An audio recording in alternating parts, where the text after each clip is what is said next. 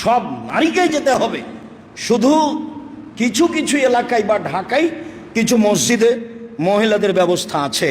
আমরা চাঁপাইনবাবগঞ্জে বড় বড় আলেমের অবস্থা দেখেছি, মহিলাদের মাঠের ব্যবস্থা নেই। মহিলাদের ইমামতিতে তারা মসজিদে ঈদের সালাত আদায় করে নেয়। মহিলাদের ইমামতিতে ঈদের সালাত হবে না, মহিলাদের ইমামতিতে জুমার সালাত হবে না, মহিলাদের ইমামতিতে ঈদের সালাত হবে না, মহিলাদের ইমামতিতে জুমার সালাত হবে না। মহিলাদের ইমামতিতে ঈদের সালাত আদায় করা, জুমার সালাত আদায় করা বিদআত এবং শরীয়ত বিরোধী পরিপন্থী কাজ।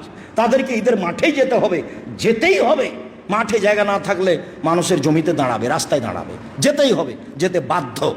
একজন মহিলা বলল, আল্লাহ রাসূল এহদানা লাইসা লাহা জিলবাব, আমাদের তো অনেকের এরকম কেউ আছে যার চাদর নাই, তো কেমনে যাবে? চাদর না থাকলে বাড়িতে যেতে পারে, বাইরে যেতে পারে। তখন আল্লাহ রাসূল বলছেন, লেতুল বেসা সাহেবা তোহা মিন জিলবাবেহা, আর একজন সঙ্গী যেন তার চাদর তাকে দিয়ে দেয়।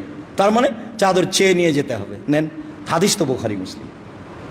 গায়ের কাপড় না থাকলে আর একজনের কাপড় চেয়ে নিয়ে যেতে হবে এবং তাকে কাপড় দিতে হবে, এটাও হাদিস বুখারী মুসলিম।